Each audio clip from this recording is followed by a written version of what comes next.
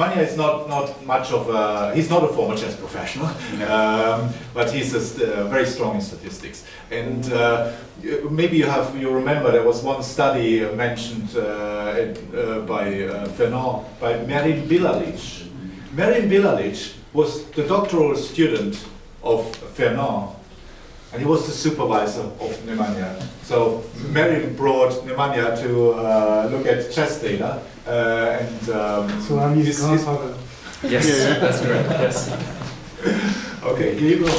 That's absolutely correct, and I think that at one moment I was essentially, in my presentation, I'm saying, well, my idea was to continue the research that started with Binet, continue with the Gut, and then with Fernand here, Merim, and then I'm hopefully trying to add something in additional to this body of research that is there. So I'm going to talk about some of the research on the questions of cognitive processes that was done using chess data. Mainly I'm going to focus on some of my research where I was investigating how chess players age and how experts really age. This was the main underlying topic of my research. I didn't do a lot of gender differences there. I only have one figure that is not really profound or doesn't add anything new to the discussion that is already complex, because I focus on a completely other beast of a question which was this interaction between the nature versus nurture, and that in itself was complex and controversial enough for me to say that I'm not going to deal with the gender differences on top of that. So there is a huge history, as you can see, of utilization of chess game in the case of many different domains of research. We have in linguistics, where the rules of, so to say, chess were used to illustrate how we build language and how we combine the rules of language.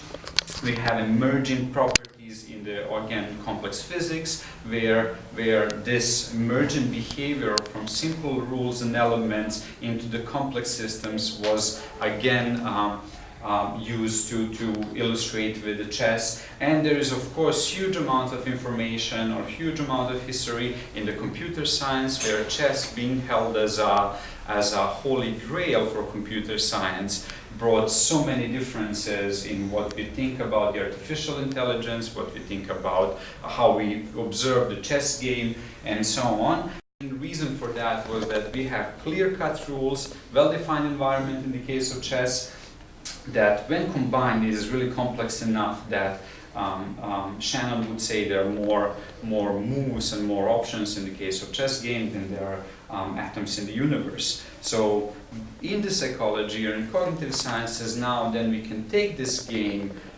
manipulate the elements in the game, and see how that changes the outcomes and behaviors, and measure reaction time and anything that was telling us about the perception, memory, and reasoning on the one side that are purely, so to say, let's say lower level cognitive processing, and then activity, deliberate practice, and accumulated knowledge that is, so to say, everything that we get with when we interact with the environment, when we learn new things.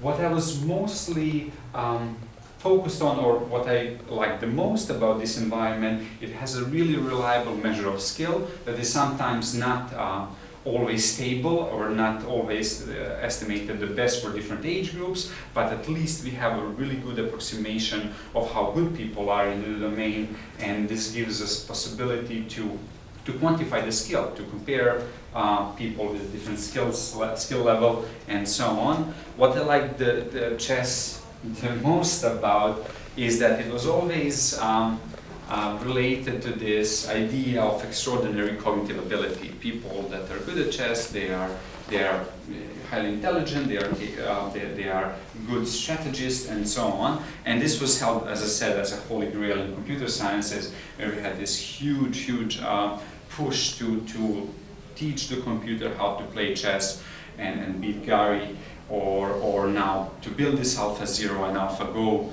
engines that can maybe approximate a bit better what we think how cognitive processes work in the people playing huge amount of games against itself, this AlphaGo that does, or AlphaZero, and then learns through these iterations.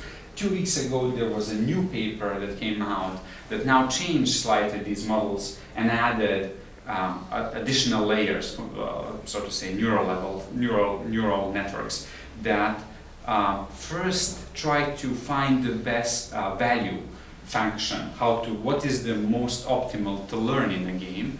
Then first to understand what is the feedback loop, what is reinforcement clue for me, whether I'm playing good or not, and then go and try to learn the tree of possibilities and how to find the optimal answer in that game. So now you will be able to use AlphaGo on Atari games, or to say the computer games, and you can run the neural network, and the neural network will try to learn what is the best outcome there, and then try to beat itself over the time. So this is probably why I find these developments amazing, because we are making such algorithms that we might end up understanding more and more about cognition. It's really still far-fetched, but we are getting towards some of these results.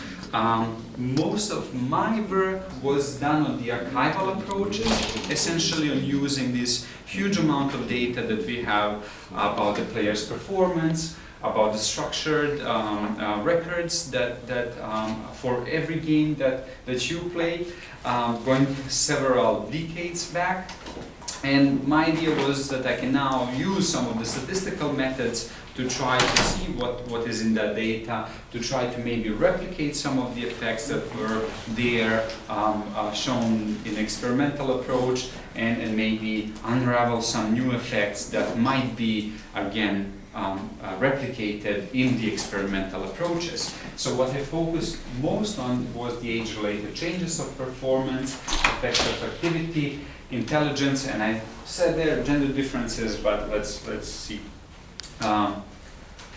Okay, so what I was mostly following, like a general perspective, is the lifespan psychology. Father Adolf Quetelet, a Flemish scientist, who said man is born, grows up, and dies according to some certain laws.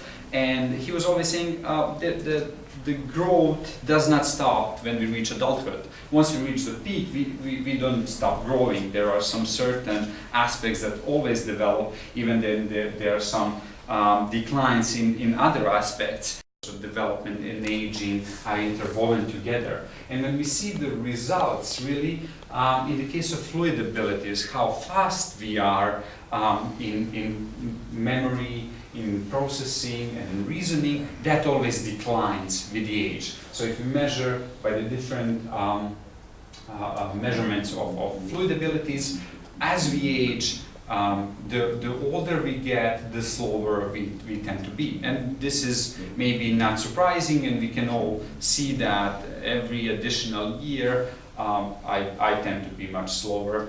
This presentation was much faster 3 years ago.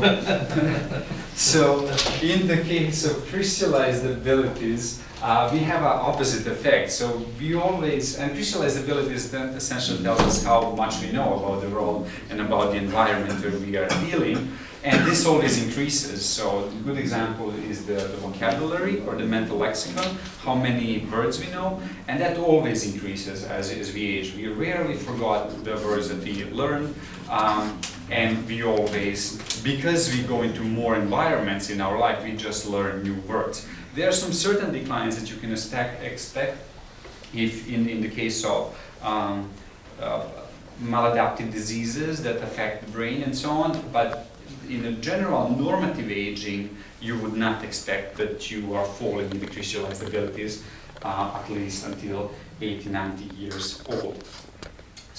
There, the results are not so stable, and there are not so many studies investigating what happens as we age in the real-life performance, and you would usually see this increase and decrease function that was probably fitted because there was not a lot of data inside of those studies, and people were not so much interested in what was happening with the shape of the function. So you would have an increase to the peak, for example, in baseball, and then decrease after it. This is chess. You would have an increase for the younger people, and then decrease for the older people.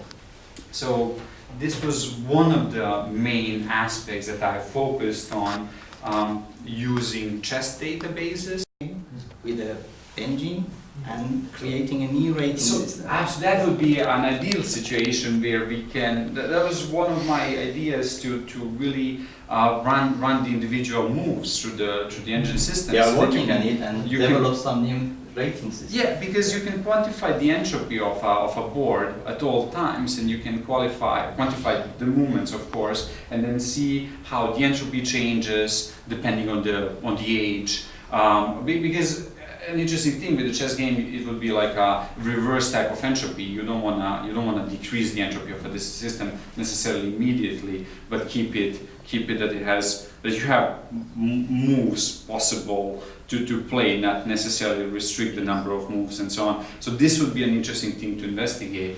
What we were thinking with this, because in this analysis we have around 100,000 chess players. So that these your domain is very big. Yeah. So that these factors are going to well, let's say the signal is going to be much stronger than the noise in the data. Of course, if there are systematic biases, this is not going to happen. And if there are some certain systematic variables that are influencing the performances and so on, they are just going to be inherently problematic there. So I'm going to show later some interactions with the intelligence, which is then a systematic factor that does influences or the practice and so on. But yes, absolutely. Of the players, you have number of games played per year on the tournaments, and then the ELO rating is in the colors where warmer colors are higher ELO and colder colors are lower ELO. And it's like a hiking map, so ESO lines will tell you how fast the things change, these red lines. So you can see that in the beginning, like the more people play, the ELO rating just jumps immediately. We find something that we call expertise window, so to say, from middle of the 20s or beginning of the 20s to mid 30s, end of 30s. People that play a lot, they are highly likely to reach, or these people are reaching the level of high expertise. This is not so frequent, or it's not in average in the case of younger people. But what I like the most with the aging is that people that are highly active in the older age, they preserve their ELO scores, so they are always really good in that domain. The intelligence, so this is only on 90 chess players in the Ocean system, for which we measure numerical, verbal and figural intelligence, and then we try to see how that interacts with the practice measured by the tournament activity, and to see whether these measures of intelligence really do something on the ELO performance. And you would see that figural intelligence does not do anything. So being higher on the figural intelligence doesn't help you to have a higher ELO rating, which is again in connection to finance presentation. Figural intelligence would measure or approximate these mental rotations, but it seems that this does not play a huge role in the ELO performance. Verbal intelligence plays a role. So the higher verbal the intelligence is, the higher the rating is going to be of the chess players. And the numerical intelligence enters like a complex interaction with age and practice. This is numerical intelligence, this is the practice. So if we look at this figure, all of the people, depending on their score, 30 would be 100 EQ points in the numerical intelligence, 55 would be 122 EQ points, if I'm not mistaken. All of the people profit from just playing more games. everyone improves, everyone learns. It's a bit more stronger effect for the higher able players, but everyone profits from just being an active in domain. As we age, this gets more and more problematic. So in this case, only when the people are 35, so higher able players always profit, while the less able players, they at one moment, so to say, stabilizing their improvements, they reach the asymptote level. They don't get anything from playing more games. And this is the most drastic in the case of in the old age, where you have that only highly capable players, only extremely active players are still amazing in the domain. They are still on the same level of 2,000, 2,100 points, or even at the level of extremely performing professional, while the less able players, they don't get almost anything from just being active in the domain. So you need to say, okay, if I know that these are my space of possible moves, I need to evaluate every move and see where I am numerically in this system. So it seems that the numerical intelligence adds on this third level of phase. I assess the problem, I go into the simulation in my mind eye, what are the possible moves, and then I do calculations on top of that moves to see where it puts me if I play that move out. And it seems that numerical intelligence might also add directly to this way to the game of chess. They have higher ELOs. So this is again telling you something that there is some to the numerical intelligence there. But to essentially conclude, I focus mostly on this longitudinal data set as a way to add something new to what Fernand and Mary did with experimental approaches, and to see whether we can utilize this data. It seems that we can. It seems that there is a wealthy amount of information there. Just this discussion of whether we are using a rating or rating performance, or whether we can weight now this rating is a huge amount of psychometric type of research that we can do. But we can also see these effects, as in the case of aging. Chess approximates nicely the complexity of the real life skills that can tell us about what we want to know, really, how to understand what happens with the society as we age. Interaction of our crystallized abilities.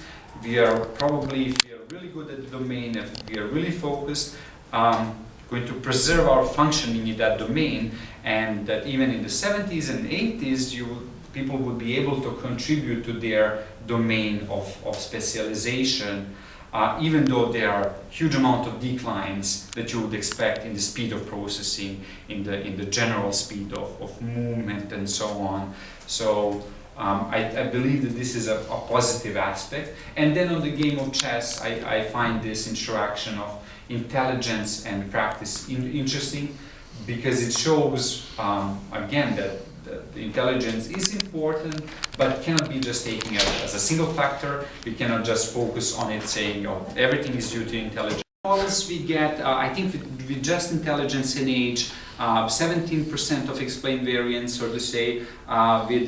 Once we add this complex interaction, age, intelligence, practice, we get up to 47, I think, percent of variance, or almost 50% of variance. Depending on the measure that you use, you will get from 40 to 50 something, and then how clear it is, and so on. So it is an important factor, but it cannot be taken as a single factor